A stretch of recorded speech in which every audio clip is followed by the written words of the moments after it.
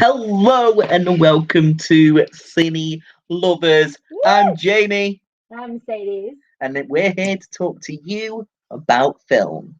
So this is our brand new podcast, Cine Lovers, because we are cine lovers. Not only do we love cinema, which we are lovers. Wow. We met whilst working at HMV and fell in love over our love on film. And now we'd like to share that passion for film with you guys. So we're going to be talking about all the film news, up and coming releases, what we think of things that have been seen. We finally go to the cinema, our reviews, recommendations, and all those kinds of things. So a quick introduction to kind of what we both are into. As I said, I'm Mercedes, so I love most films, all films really, all genres. Big sci-fi fan, Star Wars fan, grew up watching Star Wars with my dad. Indie, anything Steven Spielberg, John Williams, and I'm a big 80s, 90s kind of girl. So yeah, Jamie?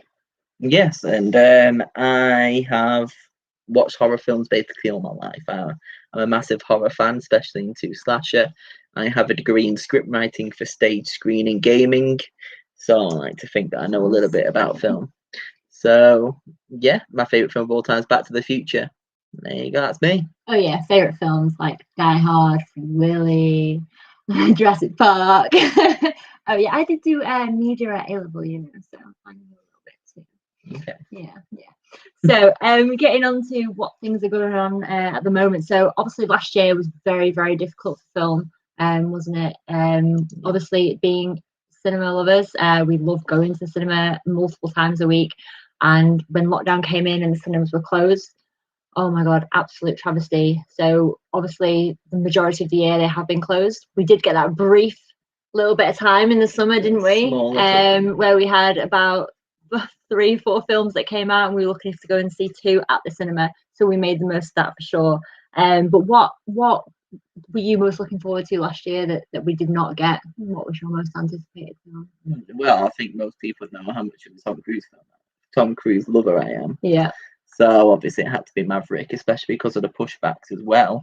We had Maverick that was supposed to come out this year, and Maverick last year, and a Mission Impossible this year, but because obviously that's all been pushed back now. So Maverick should be out this year in December, but Mission Impossible 7 has been pushed to 2022, and a Mission Impossible 8 to 2023. So my most anticipated film was Maverick.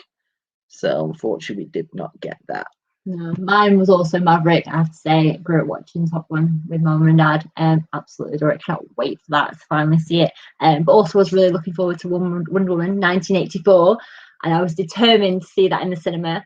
But unfortunately, that did not happen. I kept saying, I'm gonna wait, but it just wasn't going to be possible. So, what did happen last year with film? What did we actually get?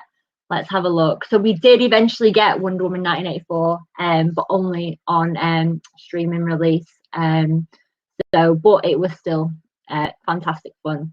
Not as amazing as I thought it was going to be. It was a bit cheesy in some parts, but I did really enjoy Kristen Wiig as Barbara. Yeah. She was really fun. I would have liked to have seen her character be more of the big villain, really. Pedro Pascal was okay, but yeah, I enjoyed Barbara's character more. And the interesting way they brought Steve Trevor back, as we all knew he was coming back from the trailer. Did not expect it to be like that. Very, very emotional film, very colourful. Love the 80s, obviously. Yeah, it was good fun. Yeah, I think when we're talking about the films that we have missed, obviously everything that went on to on demand. So obviously due to no cinemas, we had, I know, like Justice League, the Snyder Cut came out this year. So did Nomadland, went on to Disney Plus on April 30th. Sound of Metal, Amazon. Promising Woman, Sky Cinema. Mulan, Disney Plus, and then Tenet's just gone into Sky Cinema now as well. But luckily, we did get to see Tenet in the cinema. We did, yeah. Tenet and Bill and Ted were the 2 films that we did manage to go and watch. Everything else was unfortunately on demand whilst we had to wait for all of that to happen. Big one for me last year with my film of the year was Palm Springs, when that went on to Amazon Prime this year. That was on Hulu. Palm Springs. That was on Hulu. Again, so because of the loss of cinema, everything had to go streaming on demand as well. I think the it's a interesting debate in regards to what's going to happen with the cinema at the moment, because everything that was happening with films. So they had the whole HBO Max and Sky Cinema debate. So basically, for people that don't know, any films that were supposed to come out in the cinema, most of the films owned by Warner Brothers was just going to get released on HBO Max on the same day as the cinema gets released in America. So America still have their cinemas open now anyway, but they didn't at the time. So what they would do in the UK, because there's no cinemas, is they would charge you $15.99 to rent the movie for 7 days. I can see some positives to that, and I can see some negatives. So, say for example, for a couple of cine lovers like here, we have limitless tickets, which is $17.99 each. Or if you go to your local, say Blackpool cinema, it's £5 for a ticket. So that's £10 a ticket for two of us. So why would we want to rent a film for 7 days at $15.99? However, with other films that was along this topic here in the Sky Cinemas in England, we had Godzilla vs. Kong, we had Wonder Woman 84, Tom and Jerry for some examples on there.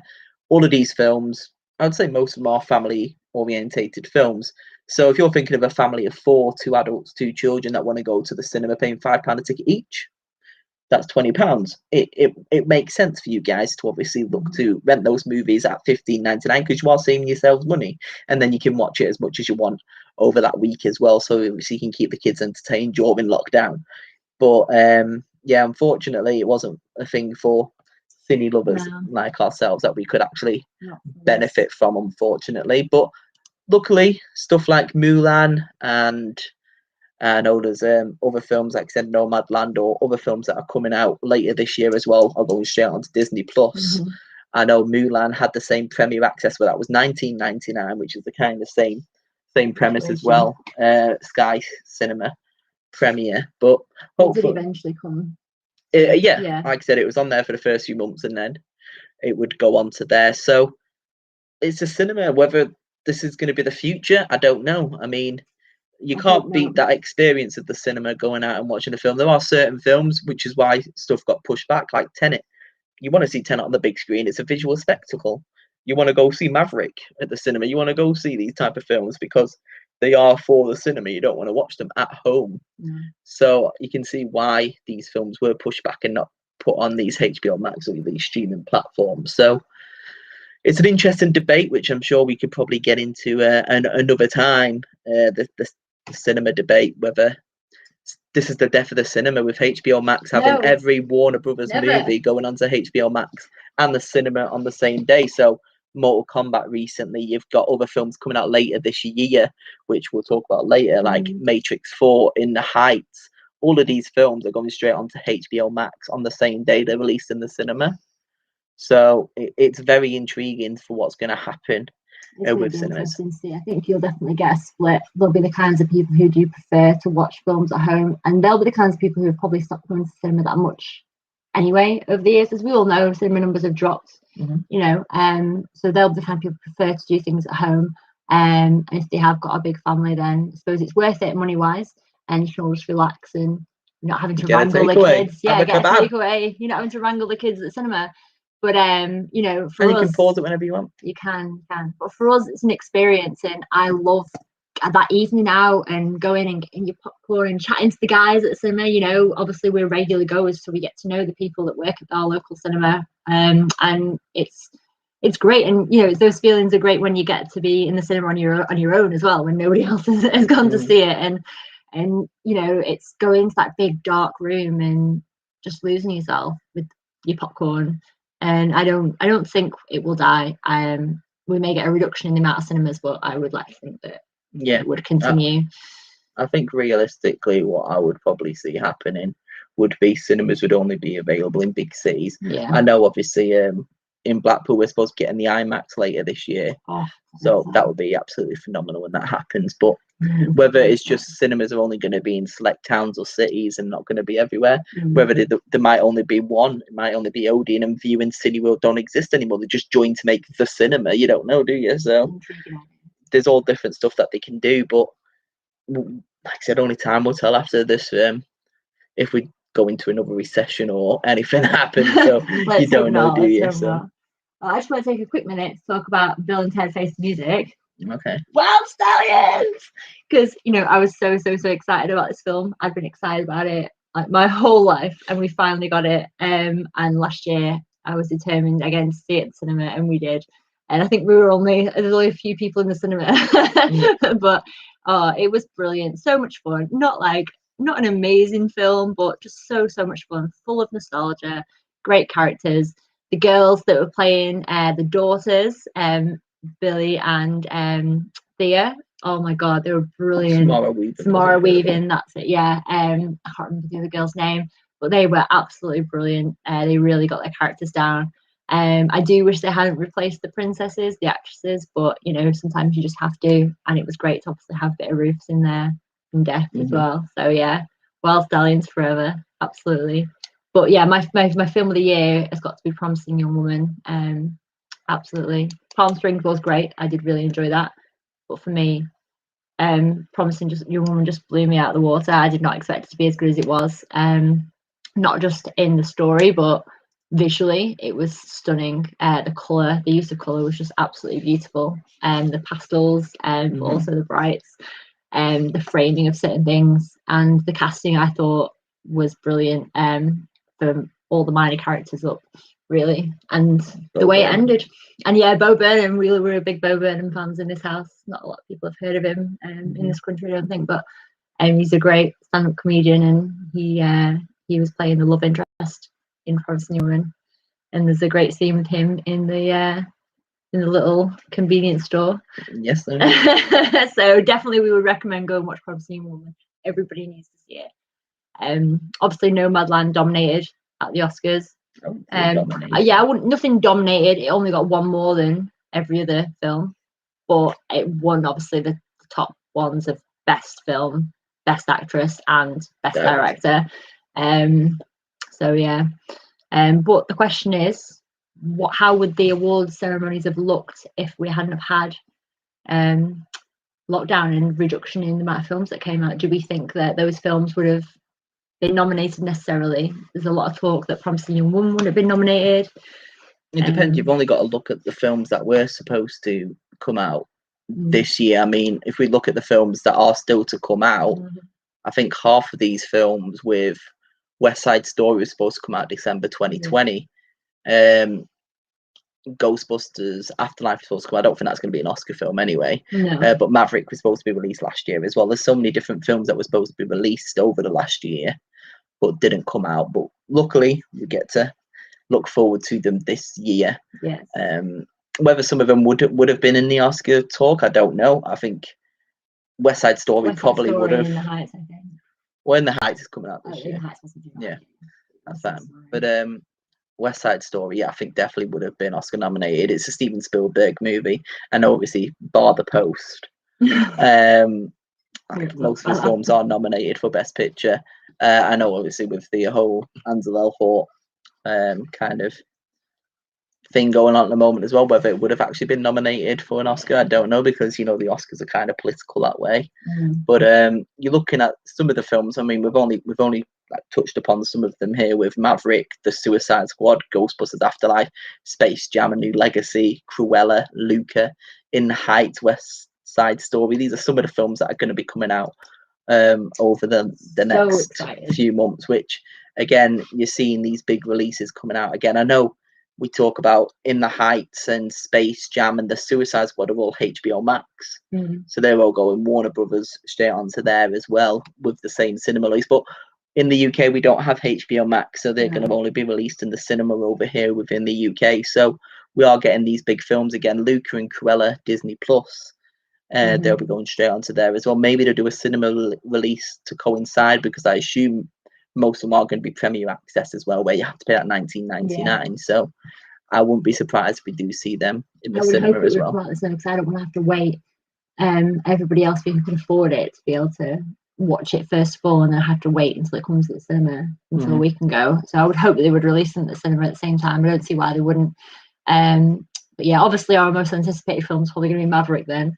But I am really excited for In the Heights, and I think that needs to be seen on a big screen as well, because it just looks so big and extravagant and spectacular. And well, it's been advertised as the event of the summer. Well, so. I would say so. Yeah, it looks very summery. And of course, what's the actor's Anthony name? Ramos. Anthony Ramos, yeah, who of course found fame from Hamilton, which was also, they're both written by Lin-Manuel Miranda.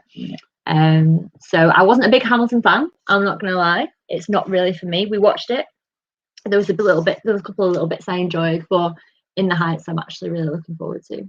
Yeah, especially directed by John M. Chu as well. Obviously did Crazy Rich Asians, which is a great movie. So it's I'm looking forward to In the Heights. For anyone that listens to the Greatest Movie Ever podcast, it was my #1 overall draft pick to be the highest rated film of the year. So we'll find out on June 11th when it comes out. I believe it is June 11th.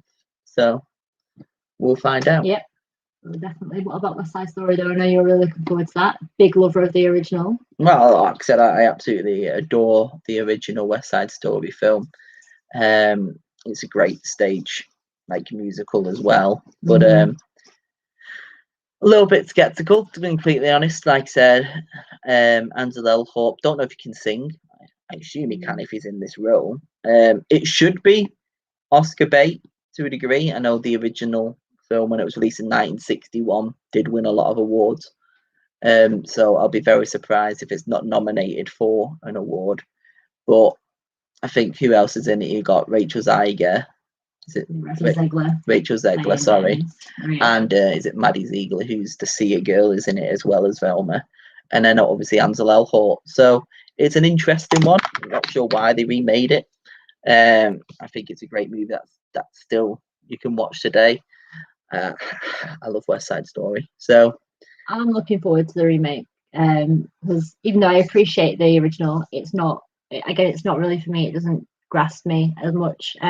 But this looks big and and really, really musical. Even though the other was musical, obviously, I don't know. There's something about it that just draws me in a bit more. I do like Ansel. Obviously, we don't know what's going on there with the situation. I don't judge people about things until they're convicted of things. So I'm not going to wade in on that. But for his acting, I do enjoy watching him. I'm looking forward to the film. Obviously, it's Spielberg, so excited for more Spielberg, that's for sure. But I think for me as well, the Suicide Squad is something that I'm particularly looking forward to. We're really big DC fans as well, both of us. Obviously, Snyder Cut came in and oh my god, absolutely blew us away. What a film. Like the original Justice League doesn't even exist anymore. Like we could not even talk about that film anymore. Cannot wait for our steelbooks to arrive of Snyder Cut.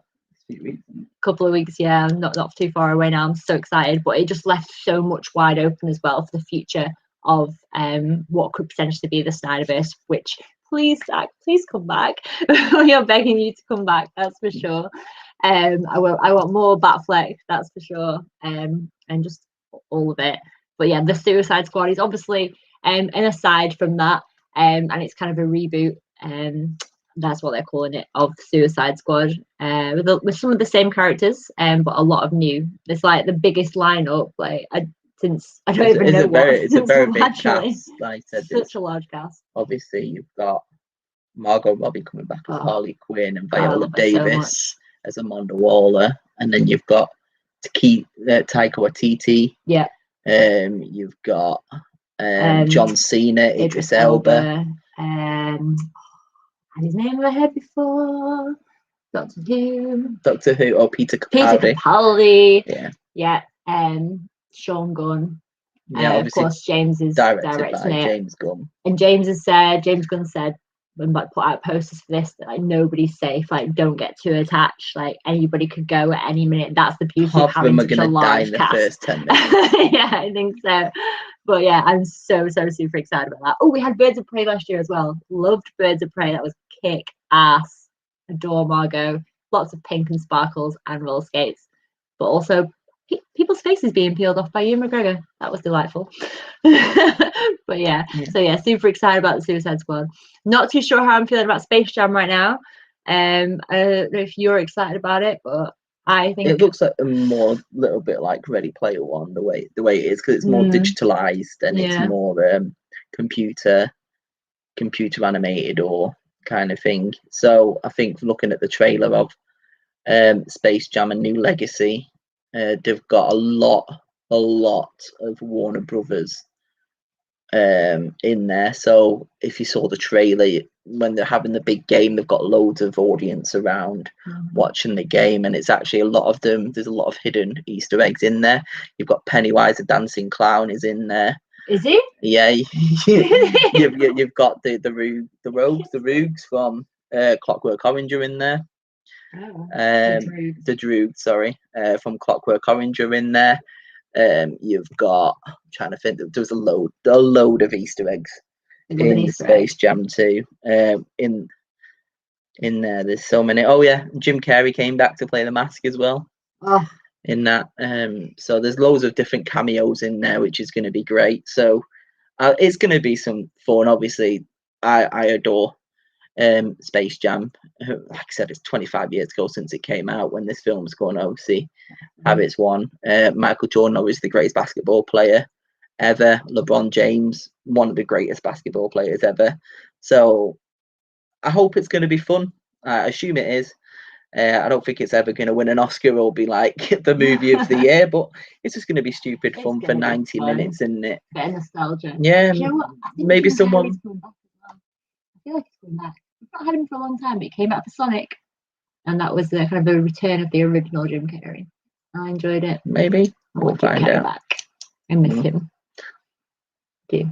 Yeah. He was our childhood. He was. I'm looking forward to Ghostbusters though. Obviously, most people didn't enjoy the female Ghostbusters reboot thing. I did enjoy it. It was a bit of fun, and Chris Hemsworth was hilarious. But obviously, this is harking back to now, drawing back to the original two films and following on from that. I'm excited because it's by the same people, and I like that we haven't seen too much yet. And I don't think they're going to show us too much until we actually get the film. Because I hate trailers giving you everything. Obviously, we had that little teaser with Paul Rudd in the convenience store with the little mini thingy, marshmallow men, which was really fun. So yeah, I can't wait to see it.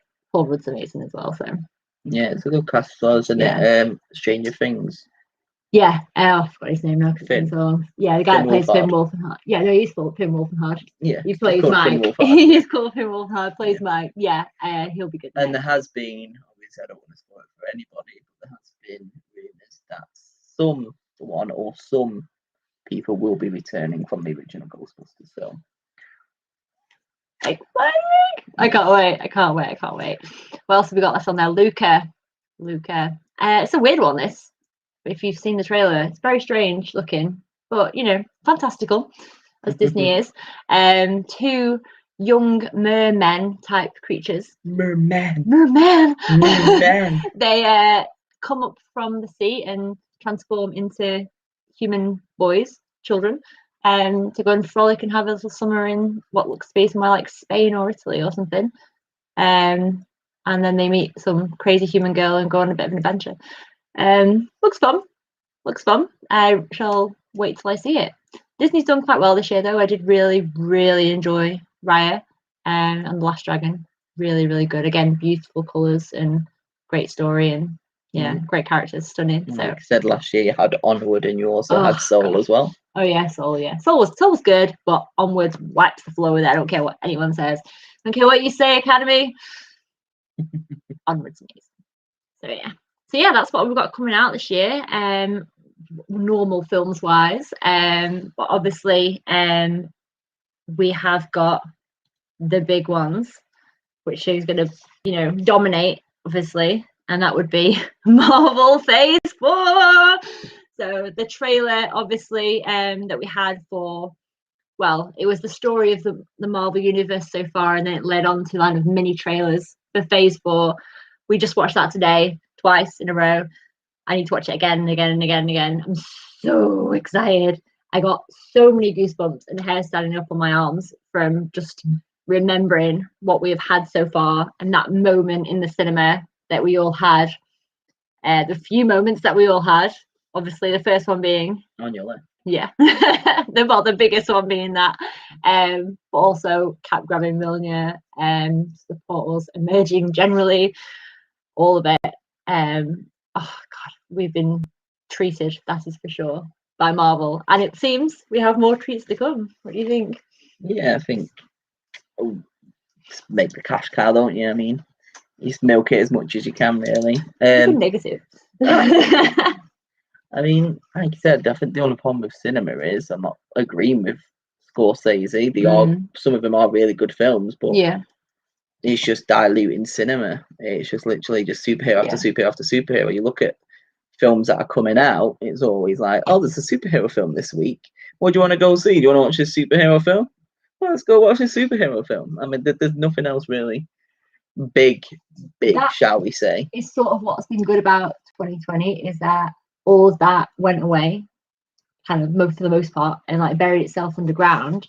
And we got all these other films coming out, and I hope more people saw them than they would have usually done. Things like Sound of Metal, Promising Young Woman, Nomadland, The Father. They were all brilliant and definitely Oscar worthy. So you know, those sort of things did get noticed a bit more this year. But I love the superhero films. I love Marvel. I love DC even more, obviously. But I want them there. I do want them there. We just need that nice balance of having the other stories as well. Yeah, so. And I think there's so much that you can only do with the main characters. Like I said, I think Thor would be the longest reigning one now when Love and Thunder comes out in 2022. I'll wait for that. Yeah. You've got Spider-Man, which will be his trilogy films coming out in December this year. And then you've got all these people that no one's ever heard of, like Eternals and Shang-Chi. And it's just like I said, you've got other stuff as well with TV coming in with Miss Marvel and She-Hulk, all these smaller characters like Ant-Man. No one knew Ant-Man was, but you know, we loved him because it's Paul Rudd. I didn't know much about Iron Man and Captain America really before the films came out. I hadn't, because I was a DC guy. I grew up with, like most people, with Batman and Superman. Obviously, you'd have heard of the Hulk, but until the film Iron Man came out back in, God, what even was it now? It was 2 years ago now. I hadn't heard of Iron Man. I don't think. Maybe on the precipice.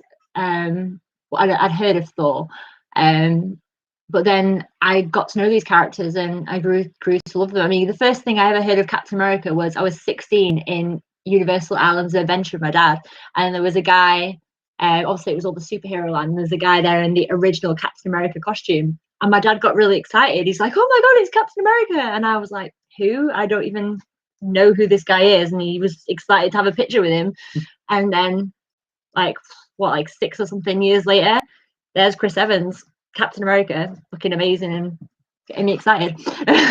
So yeah, I think I'm excited again that there's these other characters that we've never heard of, like Shang-Chi and the Eternals, and I'm excited to learn about who they are and what their powers are. You know, I don't want to keep seeing the same rehash of more. I love the new Spider-Man, but I don't want to keep getting new and different Spider-Mans again and again and again. I think that's a good thing with Spider-Man Homecoming. They didn't have to do the Uncle Ben death scene again, because I think Sony, what they did, they had the original trilogy with Tobey Maguire from 2002, and then The Amazing Spider-Man with Andrew Garfield.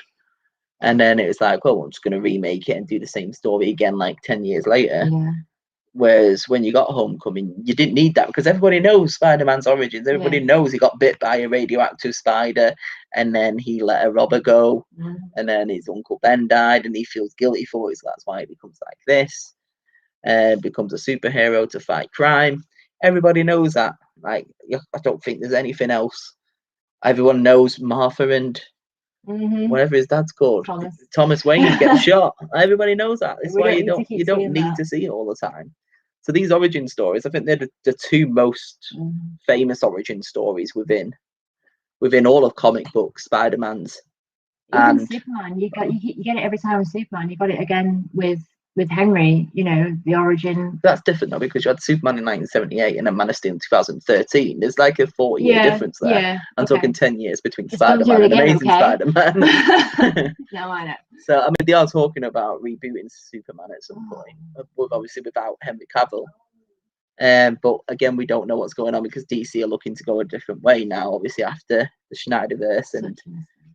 So we don't know what's going to happen. They have said, obviously, The Flash is going to come out and Batfleck is going to be in it. Michael Keaton's returning as a Batman as well. We've got the Batman as well. We've got the Robert Batman, Pattinson. and it's really good that you have these films, because what DC are going to be looking to do with the Flash and Flashpoint is creating these multiverses. Yeah. So this will allow you to have all these different characters in there. So you've got the multiverse in Marvel, and you've got the multiverse in DC. It's going to bring all these different characters in there, because in Spider-Man No Way Home, is he going to be locked in the multiverse? Don't know. Is that why he can't get home? And then you've got Doctor Strange, the Multiverse of Madness. Doctor Strange is going to be in Spider-Man, and I think Scarlet Witch is going to be in Doctor Strange as well. So everything that happened at the end of WandaVision. Yeah, you're going to have obviously her coming in to do Doctor Strange as well, and with her new powers as well as the Scarlet Witch. Maybe helping to unlock the multiverse to get Peter Parker back from Amazing Spider-Man verse. Who knows? I mean, Jamie Foxx has been announced to come into it as Electro, as he played in Amazing Spider-Man 2, and Alfred Molina is coming back to play Doc Ock from Spider-Man 2 as well. And Toby and Andrew. It's not being confirmed, but I would be very surprised if they're not in the film. But Alfred Molina says it basically takes part in the Spider-Man 2 timeline, this film. He's playing it straight in.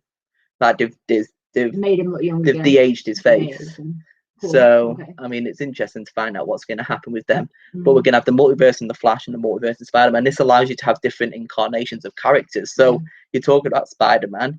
You could have somebody random like Chris Evans could come back, but he could be Iron Man. it could be anything. It's all different iterations. You could bring another character to be Iron Man, like Don Cheadle could be Iron Man in another multiverse, and that would make him Iron Man. Kind of like what they did in the DC universe in the TV shows. There was that one crossover where they were in a different universe, and the characters were playing kind of the different characters. So like Arrow was the Flash, you know, and vice versa, and that kind of thing. So there's a many. Obviously, I'm not Kevin Feige, or I don't know what's going on behind the scenes, but there's so many different, like, a way to bring these characters back. I know that they were going to have the New Mutants at some point, but obviously that film wasn't successful as much to obviously spawn a franchise. But they are looking at creating the young Avengers. We did go to see a third film last year, and that was it.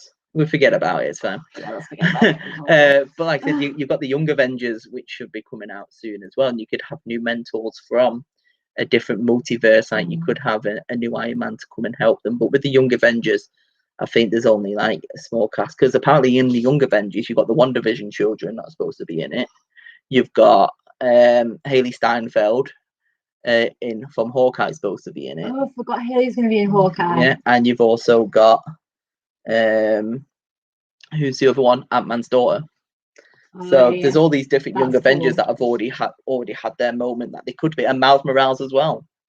Oh yeah. So let's just talk about then, like, obviously Marvel couldn't make its big impact on the cinema last year, but we did obviously get on Disney Plus. Thank God for Disney Plus, seriously. Well, thanks Dan for Disney Plus. Obviously, first of all, we had WandaVision. Now we all know that Black Widow was supposed to come out early last year, so we were supposed to get that before we got WandaVision and Falcon and Winter Soldier, but that's okay, you know. WandaVision came in, it basically saved the day for not getting any Marvel cinema releases, and it was weird at first. Everyone started watching the first couple of episodes and was like, what is going on? And really weren't sure, and then suddenly everything happened and it was amazing.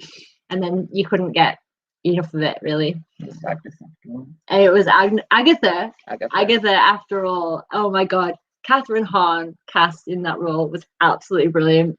Like the whole way through, you're like, she's got to be significant in some way because it's Catherine Hahn. She's not just been thrown in there for absolutely no reason. So you were waiting for it. And then, of course, when Pietro came in, what's he called? Evan Peters.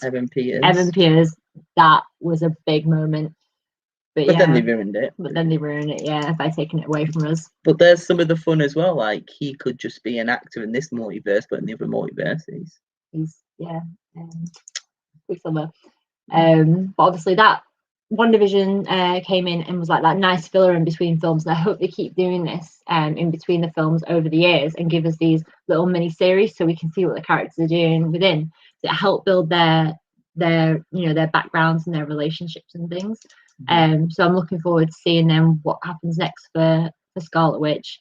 And then of course we had Falcon and Winter Soldier most recently, which again, there's only 6 episodes this one compared to WandaVision's 10 episodes, but like I said, it left off. I think WandaVision was completely different to Falcon and Winter Soldier because it took place in kind of its own world. Like it didn't really. Obviously, there was a little connection to the end of Endgame, and you had obviously the blip or whatever you want to call it. Cool. So you had that little bit of the blip where I can't think of the character Maria coming in from it. So you had all of that, but then this Falcon and Winter Soldier takes a lot more from Endgame. You're actually seeing how the world has been since the blip and all of these flag smashers coming in, obviously, because they lived during these 5 years and how they felt the world was during these 5 years, and now everything's changed back again. So you got to obviously see the world properly rather than this fantasy world of WandaVision. So, and I think Falcon and Winter Soldier had a lot more politics behind it all as well, and there's a lot more stuff going on behind the scenes from that. And I think it was really good, Falcon and Winter Soldier.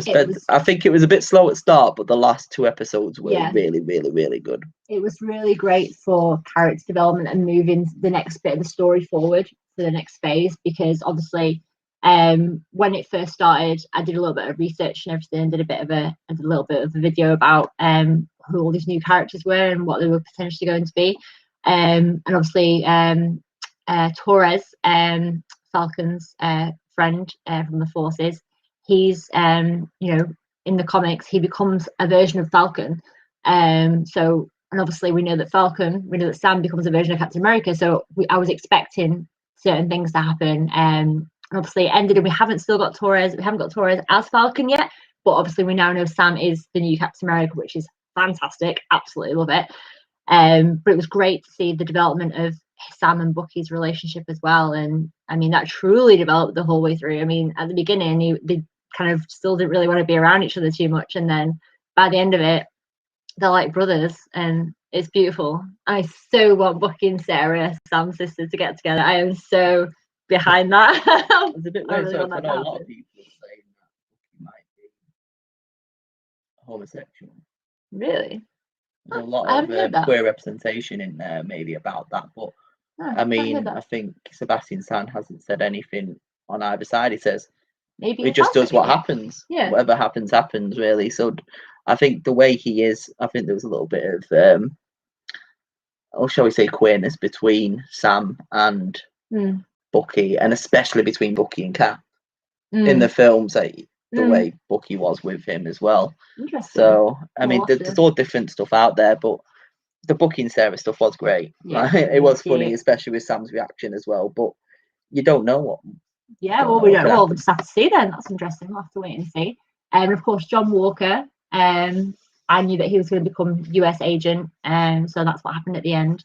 So it's going to be interesting to see then his progression, what that means for the films, if he's going to be coming into the films at all. But yeah, with regards to like Doctor Strange and stuff, I was never a big Doctor Strange fan of the original film. I like the character, but not the film. But I am actually really excited about the new film. I think it's going to be really cool. Yeah. Especially with all the things that could be going on between it. But obviously, as well as that, we've got all these new up and coming ones. We've obviously got Shang-Chi is the first one that's going to come out of the new characters. So really excited about that. The trailer looks really fun, lots of energy. Awkwafina, who's amazing, I love her. We've got Thor: Love and Thunder. What else have we got? Where's my list gone? Black Panther: Wakanda Forever, which obviously is going to be interesting because we've sadly lost Chadwick, but it looks like possibly Shuri maybe is going to be taking on the mantle. Or I wish they'd bring back T'Challa. Is that, I don't know if I'm pronouncing that correctly. No. Well, T'Challa was Black Panther. So I'm thinking of you're on about Killmonger. Sorry, Killmonger. Yeah. Michael B. Jordan. Apparently he does take over Black Panther in the comics as well at some point. So it would be interesting if they did it that way. Obviously, he passed away at the end of Black Panther, so I doubt it. But and no one's really ever dead in Marvel and in comic books. I mean, it happens all the time. The amount of people that die and then come back. So I'm sure they can find a way to reverse time and do it. I mean, Loki died at the beginning of Infinity War, Endgame. I want to say Infinity War because it went into Infinity War. Yeah, it was Infinity War. And then obviously he's back to have his own TV show next month. So obviously after being come back from going in time and then taking the Tesseract and then Wednesdays. Exactly. Right. That's going to be 9th of June. We're expecting Loki, so I'm excited about that. Other films, the Marvels, which I'm excited about the title of that. TV show. Oh, Marvels is the movie. Yeah. Marvels is the new Captain Marvel film. Yeah. Ant-Man and the Wasp. Yeah, because obviously in WandaVision she started gaining powers when she went through the vortex. Yes, you're right. Yeah, I remember that. She started gaining powers, didn't she? Yeah, that's true. So we'll see what happens there. Yeah, not too sure what to expect from Ant-Man and the Wasp: Quantumania. I mean, I like Ant-Man, the first film. The second film was okay, but we'll see. Like I said, Quantumania, it can all relate to the whole. It could still be linked. Because again, we say like multiverse. I know Doctor Strange is called the craziness of the multiverse, whatever it is, but multiverse of madness. The multiverse of madness. But then you got the quantum realm as well. I mean, they're all different ways that they could be going through the quantum realm to get to these multiverses, or vice versa, and getting all stuck and messing everything up. So I think all these films are going to link in together. Yeah. Whether Doctor Strange is going to be the key between them all, I don't know. But... Cool. Guardians 3, I just really want Thor to be joining the Guardians. That's what I want. It's weird because I think Thor comes out before Guardians. Because Thor comes out in 2022, but Guardians comes out in December. So I think, in 2023, but I don't know if this is spoilers or not, but there have been strong rumours that the Guardians cast have recorded in Australia where they are making Thor. So, I mean, Thor did leave at the end of Endgame with the Avengers to make the Asgardians of the Galaxy, which would have been great. So I reckon we will probably see them for at least 10-15 minutes at the start of the film, and then he might just get sick of him and then decide to lose weight and then go on his own way after seeing Natalie Portman. So I'm also looking forward to the Guardians holiday special, because that's a nice little heart to the Star Wars holiday special. Because for me, when the Guardians first appeared, it just reminded me of Star Wars for sure, and I enjoy their cheesiness in the same way. And I'm excited, obviously, to see, as everyone is, what the soundtrack's going to be like. If it's going to progress, because obviously he's already had the 2 cassettes that his mum gave him now. So now is the soundtrack style going to change? Is it going to move on from the 70s? It'll be a Tony Stark 3000 one. Volume 3000. Volume 3000. I'd like to hear some 90s in there, because he's gone and discovered what else there is that he's missed. But we'll see. We will see. AC/DC. Tony Stark. AC/DC. Definitely. So obviously we mentioned Loki, and we've also got Hawkeye coming up, and as you said before, Ms. Marvel. Both later on this year, not confirmed yet. So yeah, excited to see what we get from all those, really, and where it's going to take us. To be honest. So yeah, I mean, I think there's one more thing that I think the main thing is with all these Marvel TV shows and no cinema, I think Disney Plus has been kind of definitely Mercedes saving grace throughout it all. I adored it. Yeah, so you had all these Marvel TV shows, and then one reboot that came out of nowhere just made everything life more meaningful once again. Not Marvel anymore though. No. Yeah, my God, the Mighty Ducks, Game Changers, and that episode, which was the week before's episode. Oh my God, so emotional. So obviously being born in the 80s but 90s kid growing up, absolutely adore the Mighty Ducks. It's one of my favorite films of all time. Well, the whole trilogy, I love it. Born in Bombay, and I've been dying for a Mighty Ducks reunion like my whole life. And I also said a couple of years ago, we need some Mighty Ducks pop vinyl figures. I would buy them all. And then Disney Plus came along and just made all my dreams come true. And we've had the new TV show Mighty Ducks Game Changers, which stars I actually don't know his real name, but the lad that's in Good Boys, who plays Thor in Good Boys. He's so funny, he's so cute and adorable, bless him. And he's in My Ducks Game Changers, the main. And then his mum is played by Marissa Tomei and May. She plays Lorelai. Lauren Graham. Lauren Graham plays Lorelai in that Gilmore Girls show. And of course, reprising his role as Gordon Bombay, the Minnesota Miracle Man, Emilio Estevez. So exciting. The show has been really fun anyway, and then not this week's episode, but last week's saw the return of a bunch of the Ducks, 6 of them, in fact. So we had Guy and Connie. I'm so happy to see that they are married because they were such a cute little couple in the 90s. Obviously Fulton, Knucklepuck.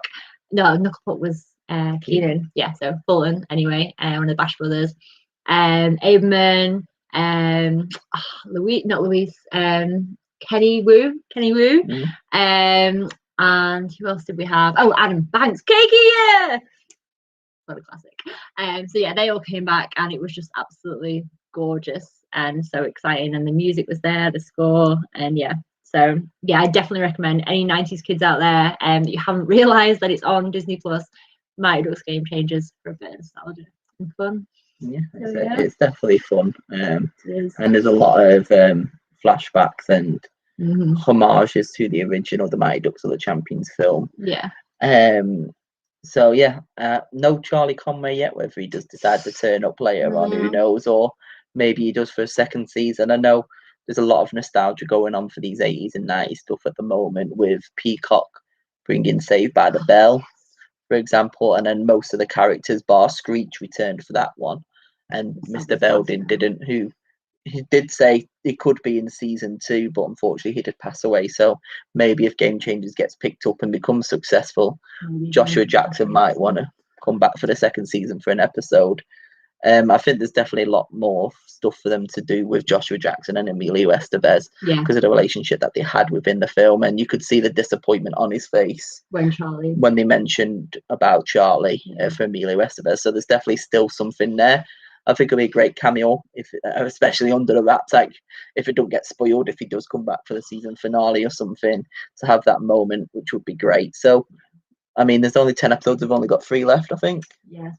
So, we'll see what happens with the Mighty Ducks Game Changers on Disney Plus. Yeah, Disney Plus has been great. So if you haven't got it yet, I would definitely recommend it because there's loads of great stuff on there. Loads of behind the scenes things for all your favourites, and loads of documentaries about the parks and just Disney generally, and it's fantastic. And now they've got Star on there as well, which is got loads of great TV shows and films that aren't necessarily Disney related, but more for adults as well. And obviously all your Star Wars stuff, like Mandalorian and Andor, which is filming in our back garden. Oh yeah, oh my god, yeah. So if we hadn't had like a minor family emergency, well, a quite big family emergency last week, and really bad weather and work and things, we would have been down Cleveley's Promenade filming and taking some pictures to show you guys, because yeah, the new TV series Andor, about Cassian Andor for Disney Plus, has been filming for a whole week down about 15 minutes from our house. And yeah, we've seen some really cool pictures that our friends have taken, so super excited to see that when it comes out. But obviously we've also got the Obi-Wan Kenobi TV show for Disney Plus, which has got Hayden Christensen coming back as Vader. So excited. So we're going to be covering all that kind of stuff on the podcast in the future, and YouTube video, wherever you're watching or listening. So lots of cool stuff to look out for. We're also going to be venturing out to our favourite activity for the summer, and that is Comic Cons throughout the year, possibly some in the summer, definitely for the love of horror in October. So we will be reporting back on what's been going on there, any other news and things as well. Jamie here has a new podcast started as well this week, which is all about horror. So you want to tell us a bit about that, the title and everything? Yeah, of course. So I'll be having a horror podcast with my good friend Emma, where we're talking all things horror. It's a bloody brilliant podcast. That's the name of it, and it also is a bloody brilliant podcast as well. I'm sure it's going to be. You'll be able to follow us on all social platforms soon. and we're just going to be talking about horror, why we love horror, and talking all things horror. And then we're also going to have a movie night with you all where we will watch a film and review it and talk about some of the cool stuff as well. So if that sounds something that you might be into, look for Bloody Brilliant Podcast because you'll love it. And we're going to be on YouTube, obviously, and also the podcast to listen to. All on Spotify and Apple. You're probably listening right now. Yeah. Probably. So this, just don't listen to us at this point because you're already listening. But if you like the sound of us, why don't you watch us on YouTube? Subscribe as well. Yeah, subscribe, follow, like, comment, see what you want us to talk about. Do everything. I mean, we can do all of that as well. Obviously, we have this. We've also got the Greatest Movie Ever podcast as well, where we talk about some great films and rank them in lists as well. With this week, we are doing the musical month of May, shall we say. So it's all stuff to do with music in movies. So we've just done the top 10 greatest movie musicals. We've got the top 10 greatest music soundtracks and the top 10 greatest music scores for the month of May. So we are the Greatest Movie Ever podcast, so you can check us out on there as well. And then separately I've got my other own little podcast and YouTube videos called Merc Space. Just my little area to talk about things that I love. Most of the time that's movies because I love movies. So I'll be doing like reactions to things as well.